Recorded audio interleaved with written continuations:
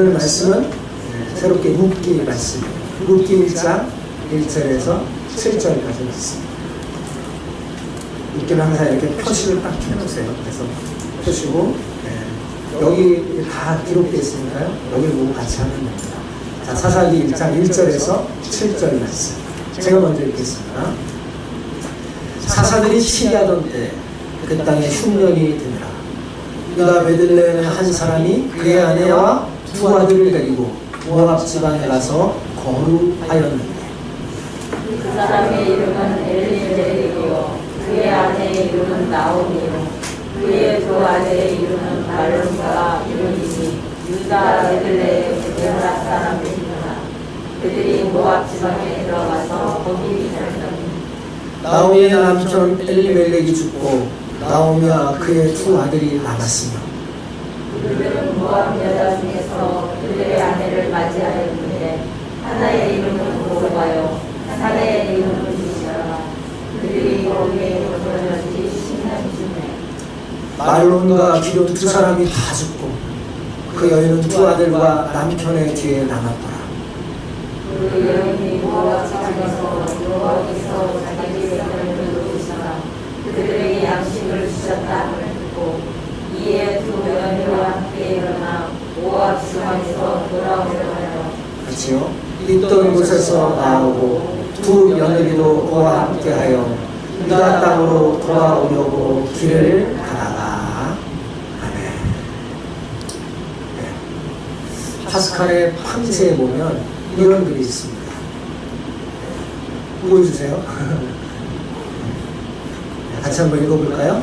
그리스도인은 그들의 왕국, 그들의 영광, 그들의 승리가 있다. 세속적인 미래는 그들과 아무런 관계가 없다. 왜냐하면 그러한 미래는 아무런 감각을 할 수 없기 때문이다. 그들은 하나님만으로 족하다. 그렇습니다, 여러분. 그리스도인은 하나님 나라와 그의 영광 그리고 하늘의 승리를 꿈꾸는 사람입니다. 파스칼은 이 판세에서 그리스도인들은 이 세상에서의 영광 그의 이 세상에서 성공이 그리스도인의 미래에 아무런 가감을 할 수 없다고 말했어요.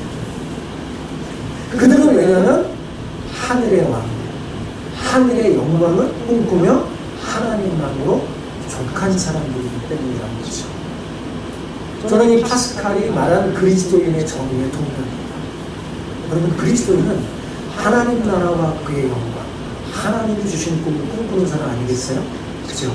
그것이 그리스도입니다. 세상의 왕국과 세상의 영광, 세상의 승리를 꿈꾸는 자가 그리스도인이 아니에요. 여러분, 모세 잘 알죠? 모세를 보세요. 모세는 바로의 공주의 아들이라는 세상의 정점에 있었던 사람이에요. 세상적으로 보면 천국의 정점에 있었던 사람이죠.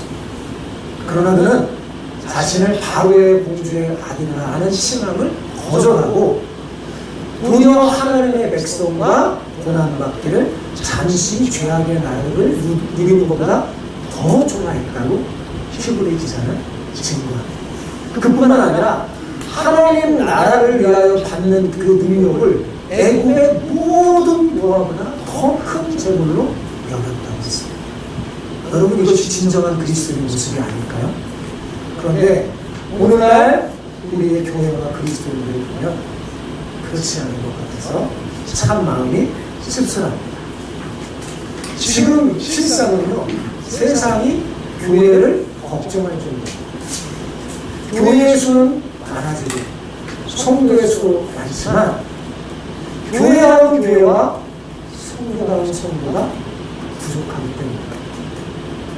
어찌하여 이렇게 된 걸까요? 여러분, 상당수의 교회와 그리스도인들이 파스칼이 말하는 것처럼 천국 드림을 꿈꾸는 게 아니라 모압 드림을 꿈꾸고 있기 때문입니다. 모압 드림이란 제가 만든 말인데 그것은 뭐냐면 세상에서 성공을 꿈꾸는 자들이라는 뜻입니다. 자, 오늘 제가 설교 제목을 뭐라고 했어요? 모압 드림을 꿈꾸지 말라. 여러분, 그리스도인은 천국 드림을 꿈꾸는 사람입니다. 지금 많은 그리스도인이 그걸 잊어버리고 모압 드림을 꿈꾸고 있습니다. 그 결과 세상이 교회를 걱정할 정도로 세속화되어 가고 있는 거죠. 교회는 지금 점점 더 세속화되어 가고 있습니다. 그래서 존 메가다라는 목사님이 복음을 북돋아라는 이라는 책을 썼는데 세상을 닮아가는 오늘의 교회의 모습을 아주 생생하게 모습합니다. 마치 한국 교회의 모습을 보는 듯합니다. 자, 그 책의 일부분입니다. 같이 한번 읽어봅시다. 우리 사회의 기독교는 세상의 가치들을 받아들였기 때문에 이제 죽어가고 있다. 세속적 태도와 방종한 태도가 교회의 심장을 먹어치우고 있다. 오늘날 종종 선포되는 복음은 어찌나 뒤엎여 있던지 그리스도를 믿는 이를 만족과 번영에 이르는 수단으로밖에 제시하지 않는다. 여러분 어떻습니까? 우리가 정말 이렇게 돼가고 있지 않나요? 너무나 콕 집어서 오늘날 세속화되고 있는 교회를 경고하고 있습니다. 야고보 기사는요 이미 그것을 내담합니다. 그는 이렇게 그리스도인 교회의 세속화 현상을 보고 뭐라고 경고했냐면 가늠하는 여자다라고 경고했습니다. 하나님만을 섬기며 하나님만을 사랑하며 하늘의 꿈을 꿔야 되는데 세상을 사랑하며 세상의 꿈을 꾸는 사람을 향하여서 가늠하는 여자다라고 경고했습니다. 정말이지 오늘날 교회들은요 가늠하는 사람처럼요 비틀거리고 있습니다. 우리는 지금 기독교의 가치가 조롱당하며 폭력과 무도덕함이 교회까지 파고든 시대에 살고 있습니다. 이런 시대적 상황을 지시할 때 오늘날 우리 그리스도인이 가장 역점을 두고 회복해야 할 것이 뭘까요? 저는 묻기를 묵상하면서 우리가 정말 회복해야 되는 것은 원래부터 하나님께서 우리에게 주셨던 하나님 나라의 꿈이라는 사실을 깨달았습니다. 하나님 나라의 꿈. 그것을 회복해야 하고 더 이상 모압 드림이 아닌 천국 드림을 꿈꿔야 합니다. 그래야 교회가 진정한 영성을 회복할 수 있으며 빛과 소금의 역할을 잘 감당해서 오늘날 영적 위기를 극복할 수 있는 것입니다. 오늘 옆 사람에게 이렇게 축복하면서 인사합시다. 오늘 이렇게 인사하는 거예요. 모압 드림을 버리고 천국 드림을 꿈꾸며 살기를 축복합니다. 천국 드림을 꿈꾸며 살기를 축복합니다. 네, 아셨죠? 자, 이렇게 인사합시다. 시작. 모압 드림을 버리고 천국 드림을 꿈꾸며 살기를 축복합니다. 아멘. 네, 정말 그러길 바랍니다. 네. 하나님의 백성이 모압 드림을 꿈꾸며 약속의 땅을 버리고 모압으로 내려간 한 가정의 이야기가 룻기입니다. 룻기의 시작은 너무나 슬프고 절망적이에요. 망해도 어떻게 이렇게까지 망할 수 있단 말입니까? 참으로 충격적이기까지 해요. 자, 룻기의 배경은 사사들이 치하던 때입니다. 여러분, 우리는 사사기를 통해서 이 시대를 잘 알고 있죠. 이 시대는 한마디로 말하면 각자 도생 시대입니다. 사사기 맨 마지막 구절은 당시 그 시대의 상황을 이렇게 한 문장으로 요약하고 있어요. 그때 이스라엘에 왕이 없으므로 사람이 각기 자기 소견에 오른 대로 행하였다. 그 시대의 구조는 각각 그 소견에 오른 대로 자기 마음대로 살아가고 있던 그런 시대였어요. 그런데 여러분, 오늘날 우리 시대는 어떻습니까? 우리 시대는 좀 더 낫나요? 한번 깊이 생각해 보세요. 사사 시대와 별반 다르지 않은 것 같습니다. 오늘 이 시대야말로 가장 키워드가 뭐냐면 자기 뜻대로 내면 돼. 내 인생은 내 거. 그죠? 내 마음대로 사는 시대입니다. 그야말로 각자 도생의 시대죠. 본문에서 중요한 사실은요, 그 땅에 흉년이 들었다는 사실입니다. 여러분, 그 땅이 어떤 땅입니까? 그 땅은 가나안, 즉 하나님이 약속한 땅이에요. 물론 우리가 이 세상을 살다 보면 흉년이 될 때도 있고 풍년이 될 때도 있습니다. 그러나 가나안의 경우는 좀 특별해요. 그 땅은 흉년이 들면 안 되는 땅이었습니다. 왜냐하면 하나님께서 복을 약속한 땅이기 때문에. 하나님이 복을 약속하고 네가 그곳에 들어가 하나님의 나라를 삼아라 했던 곳이에요. 그런데 그 땅이 복을 받기를커녕 흉년이 들었다는 사실은 지금 이스라엘 백성이 뭔가 대단히 잘못됐다는 증거죠.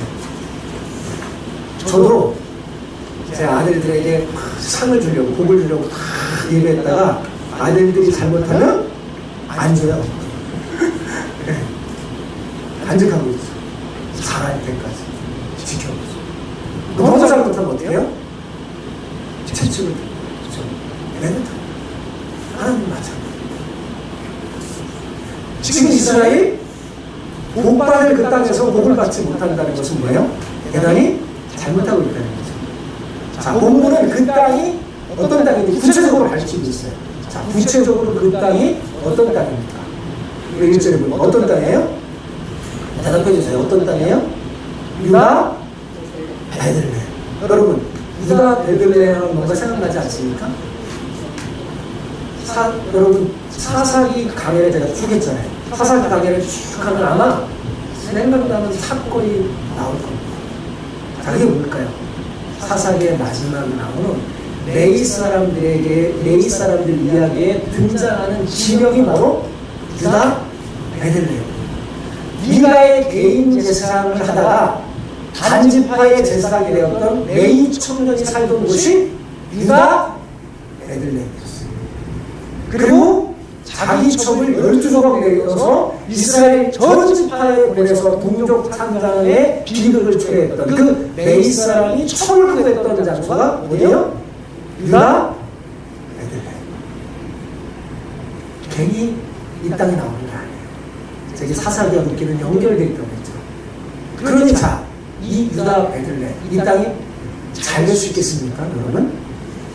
그 땅의 흉년은 너무나도 당연한 것입니다.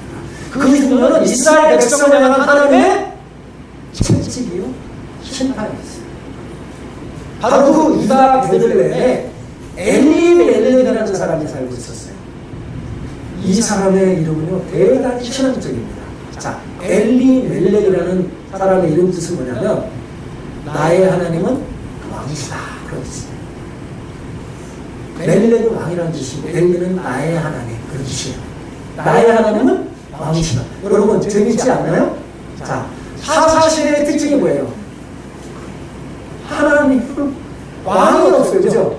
하나님은 왕으로 삼고 있지 않았던 그 시대에 나의 하나님은 왕이시다라는 이름을 가진 사람. 자, 이름만으로는 어때요? 대단히 신앙적인 사람같이 보이죠? 그런데 실제로는 그의 이름값을 하지 못합니다. 그가 만약 그 이름값 같이 정말 하나님을 왕으로 모시고 신앙생활을 했다면 그 땅에 흉년이 들었을 때 그냥 모았다고 하지 않고 어떻게 했을까요? 왜 이 땅에 흉년이 들었는지 자신을 돌아보며 회개하며 하나님의 응답을 기다렸을 겁니다. 그런데 이 엘리멜렉 사람은 흉년이 들자 가나안 땅을 피해서 모압 지방으로 아예 이민가 왔어요. 근데 모압이 어떤 나라입니까? 모압은요, 하나님을 등진 사람들이 사는 나라이기 때문에 하나님이 혐오하는 나라입니다. 여러분, 모압이라는 나라는요, 창세기 보면 그 근원이 나와요.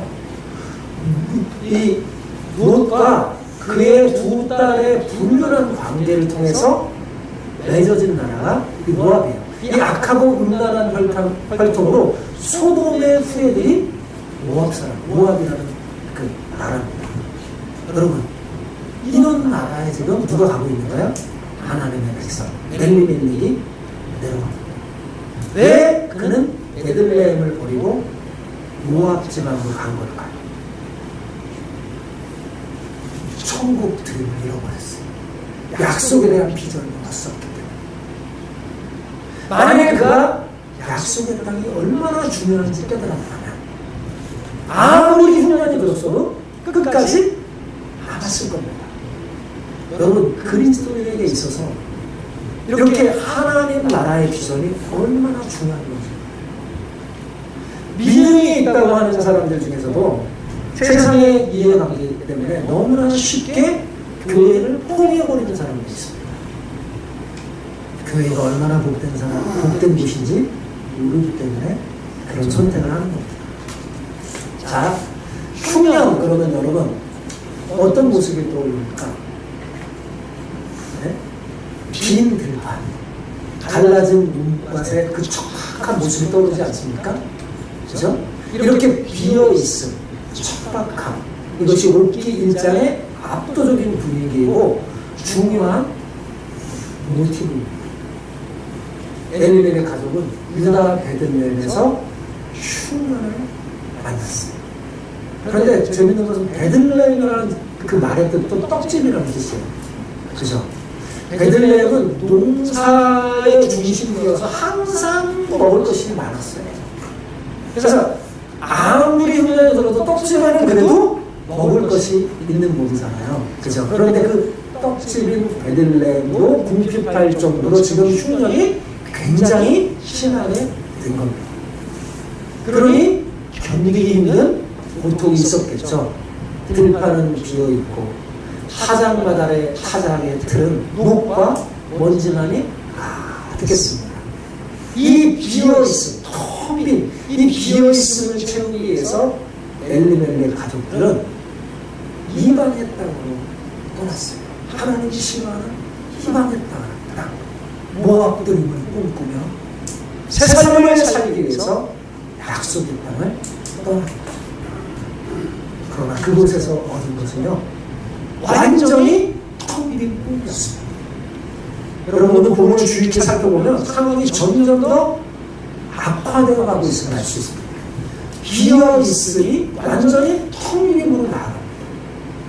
여러분, 이것을 통해서 본문이 말하려고 하는 게 뭘까요? 그것은 하나님의 백성이 약속의 땅을 떠나서 자신의 결핍을 채우려고 할수록 완전히 텅 빈만을 경험하게 될 것이라는 경고예요. 약속이 없는 곳에서는요, 상황의 회복이 있을 수 없습니다. 더 어려워질 뿐이에요. 나오미는 남편 엘리멜렉만 믿고 고향을 버리고 이웃과 친지를 뒤로 두고 모압 땅까지 따라왔는데 그만 남편이 죽고 말았습니다. 그때도 깨달았으면 좋았는데 남편이 죽었지만 그에게는 누가 있었어요? 두 아들이 있었어요. 두 아들이 남았어요. 남편이 죽었지만 두 아들이 있었어요. 아마도 이 나오미는 이 두 아들을 하나님처럼 믿고 의지하며 살았을 겁니다. 비록 남편은 죽었지만 두 아들이 이렇게 있었기 때문에 위안이 되었을 겁니다. 그래서 그 모압 땅에서 잘 살아보기 위해서 두 아들을 모압 처녀들에게 장가를 보냈어요. 이제 곧 손자를 받을 만한 그 꿈을 꾸고 있었어요. 그렇게 10년이 지났는데 그 두 아들마저 자손도 남기지 못하고 죽고 말았습니다. 남편을 잃고 두 아들마저 잃어버린 이 나오미는 이제 다시 잃어볼 희망마저 사라져버리고 말았습니다. 하나님을 떠나 모압에 온 엘리멜렉 가족은요, 10년 만에 나오미만 덩그러니 홀로 남게 됐어요. 왜 나오미 가족이 이렇게 처참하게 무너진 걸까요? 여러분, 그것은 그가 천국 들이부리려고 약속의 땅을 떠났기 때문에 그렇습니다. 왜 나오미의 삶의 뜰에 하나님의 그림자가 비춰들지 않았을까요? 그가 하나님의 그림자가 기울은 언덕에 자기 집을 짓지 않았기 때문에 그렇습니다. 자, 우리는 이와 유사한 사건을 창세기에서 이미 만날 수 있습니다. 창세기에서 이미 하나님은 우리에게 경고했어요. 자, 바로 창세기 12장과 26장에 나오는 아브라함과 이삭의 이야기인데 그 아브라함과 이삭이 흉년으로 인해서 거주지를 옮긴 사건입니다. 이 사건의 공통점은 흉년과 주거지를 옮기며 이렇게 창세기 10장 10절에 보면요. 아브라함이 흉년을 맞아 어디로 내려갔어요? 애굽으로 건너갔습니다. 그 결과 아내 사라를 바로에게 빼앗깁니다. 그 대가로 흉년을 이길 수 있는 값을 받았어요. 먹을 걸 받은 거예요. 그러나 그로 인해서 어떻게요? 가문이 무너질 위기에 처하게 됩니다. 하나님께서는 아브라함에게 어떻게 했어요? 아브라함의 후손이 바다의 모래처럼 많아질 거다. 하늘의 별처럼 셀 수 없이 많을 것이라고 약속했어요. 하지만 아브라함은 흉년으로 인해서 애국으로 내려갔고 아내를 빼앗겼습니다. 생각해 보세요. 이제 어떻게 아브라함 후손을 얻을 수 있을까요? 여러분 설령 사라가 아들을 낳는다 치더라도 그것은 바로의 후손일 거예요. 그죠? 약속을 이루어야 할 아브라함의 가문에 큰 위기가 닥친 거죠. 가문이 무너진 판이에요. 그래서 하나님이 이 일을 막으려고 바로의 집에 재앙을 내린 거예요. 그리고 하나님께서 저는 하나님이 아브라함을 칠 것 같았는데 아브라함 안 치고 바로를 치나? 네. 그러면 침묵했어요. 그런데 이 일이 하나님을 근심케 했습니다. 아무도 여러분 아브라함이 쉽게 약속의 자녀를 얻지 못하고 수많은 세월을 기다렸죠. 네. 몇 세가 되는 게 아마 제 생각에는 이 사건에 대한 하나님의 책망이지. 그 아들 이삭의 시대에도 기근과 흉년이 들어서 이 아들이 아버지를 꼭 닮았어요. 그래서 흉년이 들자 자기 아버지 아브라함이 했던 것처럼 새 삶을 찾아 떠나려고 했습니다. 네. 그래서 하나님이 개입합니다. 자, 창세기 26장 2절 4절을 보십시오. 같이 읽어봅시다. 여호와께서 이삭에게 나타나 이르시되 애굽으로 내려가지 말고. 그러니까 이삭이 뭐 하려고 그러는 거예요? 애굽으로 내려가려고 했다는 걸 알 수 있죠? 계속 읽어봅시다. 내가 내게 지시하는 땅에 거주하라. 이 땅에 거주하면 내가 너와 함께 있어 내게 복을 주고 내가 이 모든 땅을 너와 내 자손에게 주리라. 내가 내 아버지 아브라함에게 맹세한 것을 이루어 내 자손을 하늘의 별과 같이 번성하게 하며 이 모든 땅을 내 자손에게 주리니 내 자손으로 말미암아 천하 만민이 복을 받으리라. 여기서 이 땅은 가나안에 속한 그랄 땅을 의미하는 것으로 하나님의 약속이 주어진 땅이에요. 그 땅에 지금 흉년이 들었죠. 하나님이 말하는 거예요. 이 땅에 흉년이 들었다 할지라도 그 흉년으로 삶이 핍박했을지라도 애굽으로 내려가지 말아라. 네가 내 말을 듣고 내려가지 않으면 내가 네게 복을 주겠다 약속하는 거예요. 여러분, 하나님은 흉년으로 삶이 피폐해져도 하나님의 백성이 약속 없는 땅으로 내려가는 것을 싫어하십니다. 지금 저 이방 땅에 아무리 곡식이 풍성할지라도 그곳에는 진정 새로운 삶이 없습니다. 저 약속의 땅에 아무리 포도가 붉고 밀이 노랗게 익어서 고개를 숙이고 있을지라도 그 땅에서는 하나님의 사람이 체험을 이룰 수가 없습니다. 왜냐하면 하나님의 약속이 없는 땅이기 때문에 그렇습니다. 다행히 이삭은 아브라함처럼 애굽으로 내려가지 않고 하나님의 약속을 믿고 그대로 그곳에 머물렀어요. 그리고 그 척박한 땅에 농사를 졌어요. 그리고 이런 결과가 이루어졌습니다. 같이 읽어볼까요? 이삭이 그 땅이 어떤 땅이에요? 흉년이 든 땅이에요. 그 땅에 농사하여 그해 100배나 얻었고 여호와께서 보시심으로 그 사람이 창대하고 왕성하여 마침내 거부가 돼요. 얼마나 놀라운 일입니까? 더욱이 중요한 것은 이삭은 아내 리브가를 빼앗기지 않았다는 사실입니다. 그래서 그 결과 가문이 무너진 위기를 처하지 않았어요. 이삭은 또 아브라함처럼 오랜 세월 기다리는 일 없이 약속을 이어갈 자녀를 얻을 수 있었습니다. 그것도 쌍둥이로. 그죠? 우리는 이 두 사건을 통해서 중요한 사실을 깨달을 수 있어요. 그것은 약속이 없는 땅으로 내려가는 일을 하나님이 굉장히 싫어하시고 하나님이 하나님의 신기를 건드리는 일이라는 사실입니다. 그리고 그 결과 하나님의 신기를 건드리는 결과 어떻게 됐어요? 약속의 씨를 얻는 일에 많은 시간과 특별한 하나님의 간섭이 필요했잖아요. 즉 지금의 힘든 상황으로 인해서 약속이 없는 땅으로 내려가 새 삶을 얻으려고 시도하는 일, 그것은 하나님이 굉장히 싫어하는 일입니다. 그런데 지금 누가 하고 있어요? 그렇게요? 엘리멜렉 가족. 그죠? 하나님이 싫어하는 그 일을 해서 폭삭 망했던 사건이 처음부터 등장합니다. 여러분, 구약 성경은요, 히브리인들의 특유의 문학적인 스타일과 문장 구조를 잘 이해하지 못하면 제대로 이해하지 못합니다. 제가 몇 번 이야기했을 겁니다. 히브리 사람들의 문학적인 스타일과 문장 구조 중에서 굉장히 유명한 것이 두 가지가 있는데 그것은 평행법. 자문에 참 많이 나와요. 평행법을 통해서 하나님의 메시지를 드러내는 거예요. 강조하는 거죠. 그리고 교차 대꾸가 유명합니다. 그것을 키아즘이라고 하는데 키아즘. 히브리어의 키자. 흔히 엑스마스라고 하는데 그건 틀린 말입니다.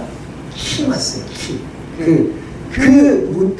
그것을 문장 구조가 키자라는 그 히브리 알파벳을 닮아서 키아즘이라고 하는데 성경 기자들은 이 문장 구조를 굉장히 자주 사용하면서 성경을 기록했어요. 구약 성경의 많은 곳에 숨어있는 히브리 문학적인 습관이라고 할 수 있습니다. 이렇게 일정한 구조의 틀을 가지고 하나님의 말씀을 배워라는 건데 왜 이렇게 하느냐?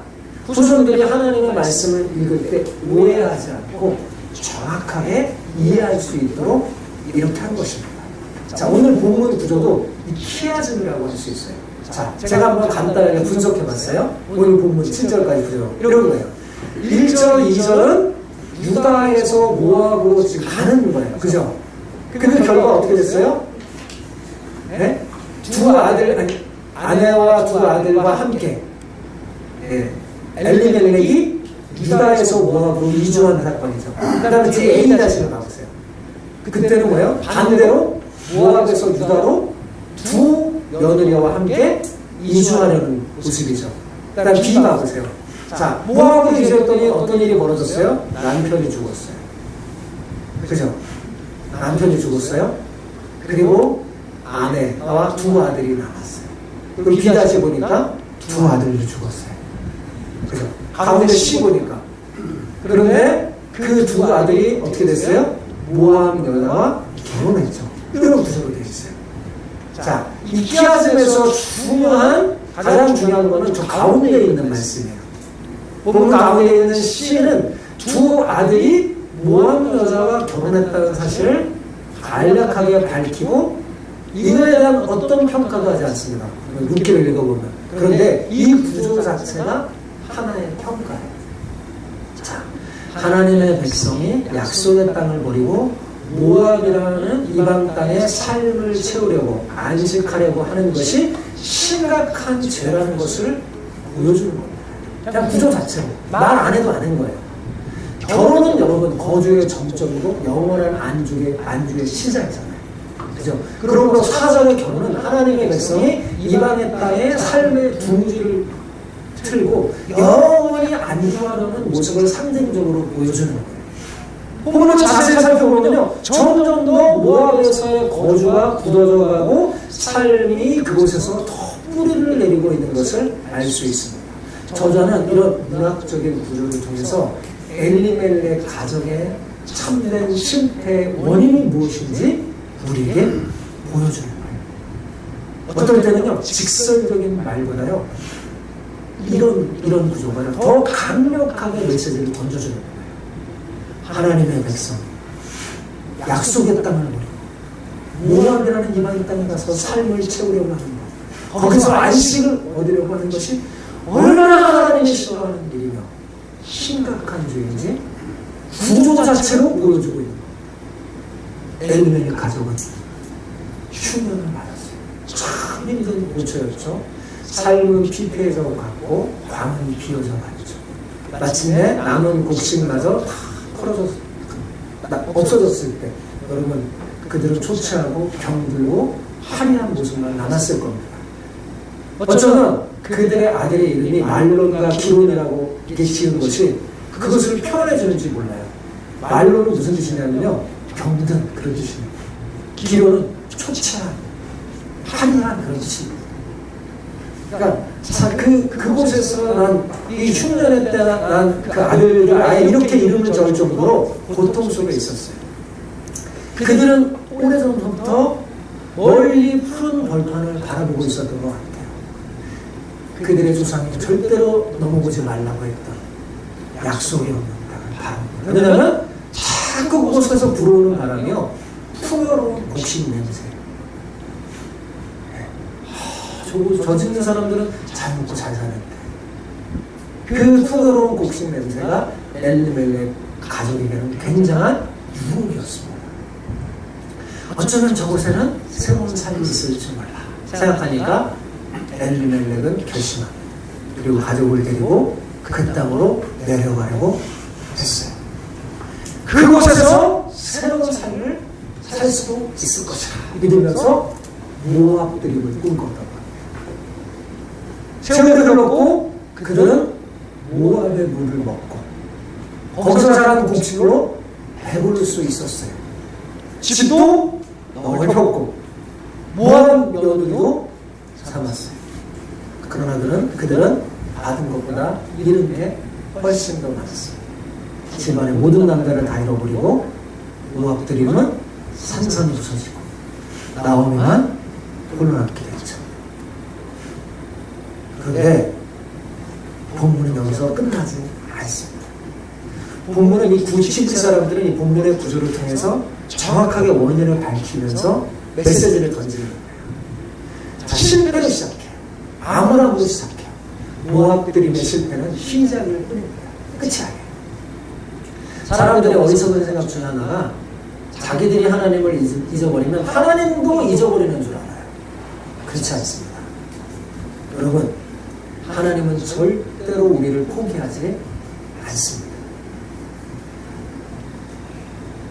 나오미는 바람을 타고 불어오는 고향의 소식을 듣게 됩니다. 모압 땅에서 절망 가운데 있었던 그 나오미에게 기쁜 소식이 들린 겁니다. 그것은 바로 유다 베들레헴에 먹을 양식이 있다는 것이에요. 이것은 하나님께서 나오미에게 더 이상 호송 생활하지 말고 빨리 돌아오라는 시원했어요. 하나님께서 약속의 땅에 다시 찾아오고 나오미는 그것을 알아차린 거죠. 사랑하는 성도 여러분, 삶을 채우는 것은요, 우리 손에 달린 게 아닙니다. 여러분, 그걸 빨리 깨달아야 돼요. 우리의 삶이 비워지고 채워지는 것은 누구 손에 달렸을까요? 하나님 손에 달립니다. 하나님의 은총일 뿐입니다. 하나님의 백성은 하나님의 땅을 떠나고 삶을 계속해서 살 수 없어요. 고무와 텅 빈 껍데기만 주어질 뿐입니다. 하나님의 백성은 아무리 힘들어도 어때요? 약속의 땅에 머물러 있어야 돼요. 그래야지 이삭처럼 복음을 받을 수 있어요. 하나님은 홀로 남은 나오미에게 은총을 베풉니다. 그런데 가만히 본문을 보면요, 하나님이 구원하는 방식이 참 이상해요. 왜냐하면 하나님이요, 나오미에게 직접 찾아오지 않습니다. 소문만 듣게 해요. 여러분, 하나님은 어디든지 가실 수 있는 분이잖아요. 그렇죠? 그런데 모압에 있는 하나님의 백성에게 찾아가지 않습니다. 일부러 안 찾아가요. 왜 그럴까요? 그것은 하나님의 약속이 없으며 그들이 하나님의 약속을 찾아 돌아와야 했기 때문입니다.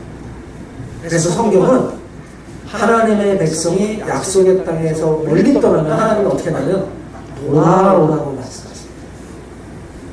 하나님이 찾아가는 게 아니라 돌아오라고. 그런데 약속의 땅에 있으면 어떤 줄 아세요? 하나님이 찾아가 주세요. 하나님 찾아가 주세요. 자, 6절 보세요. 6절 같이 읽어봅시다. 그 여인이 모압 지방에서 여호와께서 자기 백성을 돌보시사 그들에게 양식을 주셨다함을 듣고 이에 두 며느리와 함께 일어나 모압 지방에서 돌아오려 하여. 여기 돌보시사라는 이 히브리 단어가 찾아오셨다, 방문하셨다라는 뜻입니다. 이 구절은 슬픔과 상실 가운데 홀로 남은 나오미가 유다로 돌아오게 되고 하나님의 긍휼의 손길을 경험하게 되는 그런 전환점을 보여주는 구절이에요. 여호와께서 찾아오셨어요. 그런데 모압에 있는 나오미에게 찾아온 게 아닙니다. 하나님은 이방 땅에 있는 하나님의 백성에게 찾아가지 않습니다. 그런데 이것은 나오미에 대한 하나님의 미움을 나타내는 게 아니에요. 하나님은 나오미를 사랑하시죠. 넘치는 염려로 그를 바라보죠. 그리고 양식을 들고 유다에 있는 자기 지방 백성을 찾아갑니다. 그리고 그들을 먼저 구원해요. 그리고 그 구원의 소문이 바람을 타고 모압 지방으로 흘러가게 해서 누구 듣게 하는 거예요? 나오미를 듣게 하는 거예요. 그래서 하나님은 관심이 없는데 나오미가 이 소식을 들었는지, 그리고 이 소식을 듣고 돌이켜서 오고 있는지 계속 살펴보시는 거예요. 이 긍휼의 물줄기는 유다 백성뿐만 아니라 모압의 홀로의 나오미까지 지금 어떻게 해요? 흘러가는 거죠. 이 긍휼의 물줄기는 깊이를 알 수 없는 하나님의 자비의 바다로부터 나오는 거예요. 하나님의 사랑은 이렇게 신묘악sik한. 사랑하는 성도 여러분, 모압은 대단한 것의 상징이 아닙니다. 모압은 우리 일상의 속에 잠재되어 있고 우리의 평범한 의식 속에 언제나 꿈틀거리면서 우리를 유혹해요. 하나님과 관계된 거룩한 동기 없이 돈을 벌고 있는 현장이 우리의 모압이에요. 거룩하다는 옷을 입고도 거룩하지 못한 가치관의 단추로 내 옷을 채우려는 모든 순간이 모압이에요. 기독교인 공직자들도 부당한 방식의 돈, 부독한 방식의 돈을 받아서 탈인할 때가 많죠. 그렇죠? 우리가 살아가는 모든 생활의 공간 속에서 예를 들자면 동료들과 회식 자리든지 뭐 극장이라든지 백화점이라든지 할인점이라든지 뭐 어떤 공간 속에서도 하나님이 내 안에 들어와 계심에 대한, 내가 하나님의 사람이라는 것에 대한 아무런 고민 없이 그저 세상의 가치관에 따라 세상의 풍조에 밀려 살아가려고 하는 것, 그게 바로 모압이에요. 하나님이 없는 세상 문화로 우리의 허영심을 채우려고 하는 모든 의식이 모압입니다. 그 허탄한 마음이 모압이에요. 그곳에서 성공하고자 하는 마음, 그게 모압들입니다. 그것을 버려야 돼요. 우리는 너무나 자주 그 땅에서 우리의 비어있음을 채우려고 모압들이 꿈꿉니다. 실패했을 때도 어떻습니까? 그 모압에서 여전히 남아있으면서 하나님의 약속이 하나님이 찾아와 주시기를 바라는 거예요. 여러분 아니에요. 어떻게 해야 돼요? 내가 하나님의 약속을 찾아 하나님께로 돌아가야 돼요. 하나님의 공동체로 돌아가야 합니다. 나오미처럼 말입니다. 하나님의 백성은 하나님의 공동체 안에서 삶을 재발견해야 합니다. 왜냐하면 하나님의 백성이 자신의 삶과 미래를 만나는 것은 바로 하나님의 약속이 있는 그곳, 하나님의 공동체 안에 그곳이 중요하기 때문에 그래요. 사랑하는 성도 여러분, 세상의 보호가 중요합니까? 하나님의 보호가 중요합니까? 물질의 풍요를 더 쫓습니까? 믿음의 풍요를 더 쫓고 있습니까? 그리스도인이 거하여야 할 장소가 있어요. 떠나서는 안 되는 곳이 있습니다. 예수님은 우리에게 이렇게 말씀하셨어요. 나는 포도나무요 너희는 가지라. 그가 내 안에 내가 그 안에 거하면 사람이 많은 열매를 맺나니 어떻게 해요? 나를 떠나서는 너희가 아무것도 할 수 없느니라 말씀하셨습니다. 예수님을 떠나서라도 세상에 풍족하기를 원하십니까? 여러분, 그것은 많은 길이에요. 여러분에게 흉년이 와 있다면, 혹시 기근이 와 있다면 정신을 차리십시오. 지금 시험 중인 거예요. 흉년을 통과하고 여러분의 믿음을 점검하려는 하나님의 시험입니다. 여러분의 직장에 큰 위기가 닥쳤습니까? 인간관계에 기근이 왔습니까? 가족 건강에 흉년이 왔습니까? 주의하십시오. 여러분의 발걸음이 어디로 가고 있는지 하나님이 지켜보고 있습니다. 더 이상 실수하지 마세요. 애굽으로 내려가지 않고 모압으로 이민 가지 마세요. 모압 드림을 꿈꾸지 마세요. 이스라엘이 애굽 드림을 꿈꿀 때마다 망했어요. 모압 드림을 꿈꾸면 망합니다. 어려울 때일수록 오히려 어떻게 해요? 하나님의 은혜의 보좌 앞에 담대히 나아가십시오. 여러분, 예전에 어머니들이 키즈를 했었는데 키즈의 원리를 봐보세요. 자, 키즈를 하면 할수록 가까이 오는 게 있어요. 이게 뭘까요? 알고. 키즈를 하면 할수록 알고 보면 가까이 오고, 껍질과 결은 어떻게 해요? 자꾸 밖으로 가는 거예요. 여러분, 환난과 시험은요, 참된 신자를 가려내는 하나님의 방법입니다.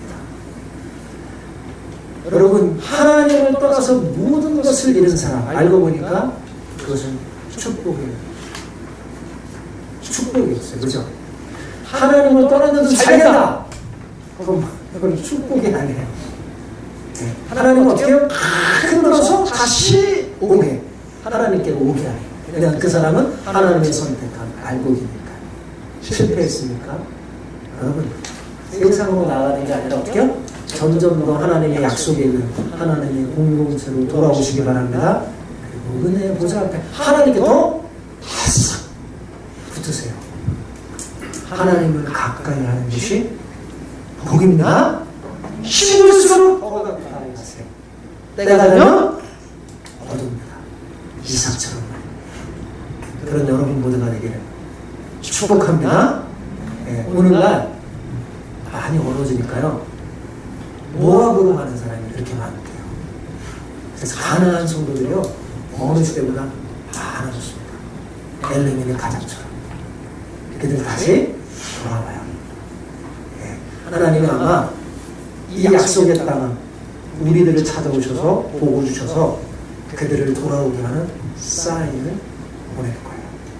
네. 그런 하나님의 믿음의 모델이 되기를 축복합니다.